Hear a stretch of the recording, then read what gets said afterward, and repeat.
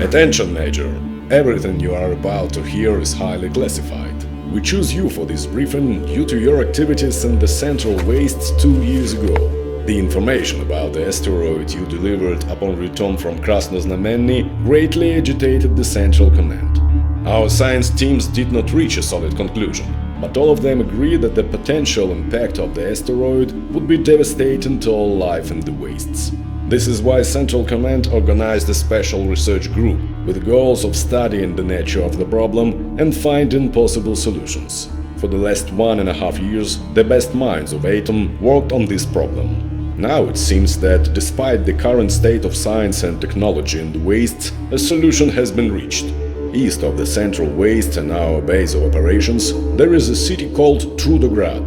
Once it was home to a special strategic manufacturing facility, the Inverter Factory, which was ran by a certain Professor Goryachov. As you know, Trudograd survived the war much better than most cities and towns of our motherland. Thus, it is possible that the facility still stands or even operates protected by the city walls. This facility is very important to our cause. Before the war, it was used to manufacture an experimental electromagnetic propulsion device, the RR-1 railgun. According to top-secret documents we uncovered during our research, this invention of Professor Goryachov was able to deliver special polymer-based projectiles straight into Earth's orbit, or even further into outer space at tremendous speeds. If this information can be trusted, this device might just happen to be humanity's sole chance at destroying the asteroid before impact. Your mission is to venture into Trudograd, find Professor Goryachov and scout out the inverter facility for any traces of the RR-1 railgun. If the propulsion device will be found, we will take it from there, securing and transporting it to HQ for further study and usage against the asteroid menace. Good luck, Major, and let there be Atom.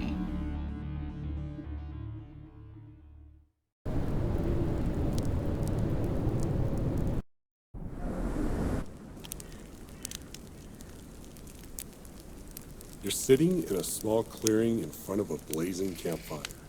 The autumn forest surrounding you creaks peacefully in the dead of night. The air hangs heavy with the promise of snow and the beginning of winter. The fire crackles softly with the branches you feed it, enchanted by the darting, dancing flames. Crackling wood and the hiss of boiling sap are the only sounds in your tiny campsite. With a sigh, you stretch your back and gaze over at your surprised guest. He's a short fellow, hunchbacked and raggedly dressed.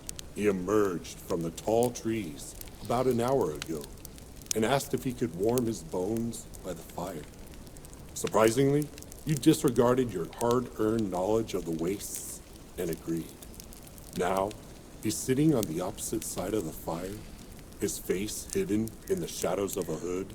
His silence is unnerving. You begin to regret allowing this stranger into your camp. Maybe saying something would help ease the tension? The stranger looks away up from the fire and stares directly at you. Or at least it feels like he's staring. You cannot make out his face. Yes, no wind, he says in a calm and very soothing voice. A moment later, he asks, "Are you traveling from far away?" As it does to us all. The man is quiet again, but then throws a dry stick into the flames. Sparks fly up like a cloud of fireflies into the cold heavens as he asks, "Did you hear what happened in Krasnoznamenny? It's a city to the west of here." You feel a strange urge to tell him the truth. Who knows why? Perhaps telling someone about your adventures will make them more real. Maybe even grant them some kind of meaning. Good old Adam. Guess those army boys got tired of riding in the back seat. The stranger adjusts his hood and sinks down into his tattered clothes. Say, do you know what happened to that old bruiser Dan, the leader of the factory gang? Sad to hear that. Seems like the fate of Otradnoye, the sweet little village, is sealed. The man shivers slightly. Silence reigns again for a while, until a wolf's howl in the distance causes you to look around frantically. Danger lurks in every corner of the wastes, and it pays to be cautious. Why then did you so calmly choose to share your campfire with this odd fellow, a man you know nothing about? As if on cue, the stranger speaks again. And what happened with this trading hub, Paragon? Do you know?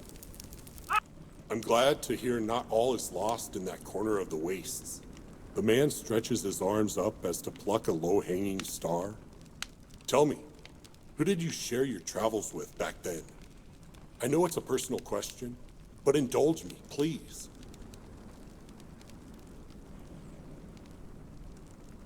The man nods and again gazes down into the fire. You take a drink from your water flask and hold it out to share.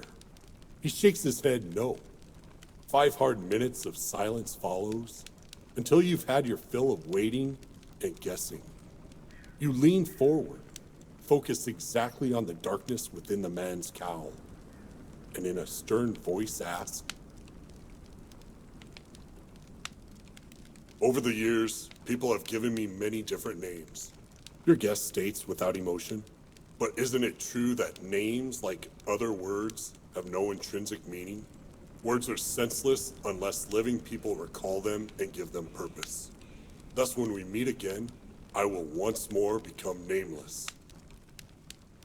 Of its own accord, your companion's hood slides limply away. But its absence reveals not a human head, but a glowing, undulating sphere of crimson fire. A deadly star. You yelp aloud, for a moment willing yourself to run, but already the night has vanished, dissolved in the haunting red glow. Never again shall you be able to hide from the invisible gaze of your nightmarish guest. That gaze is cruel and indifferent, and the lands it oversees are barren, burnt down to nothing but ashes and splinters of stone. You are so entranced by the endless landscape of utter obliteration that at first you do not notice how your own body has started burning. You are ablaze on the inside, like a bunch of cinders twisted into human form, and the wild, frigid winds scatter your ashes across the surface of the dead earth.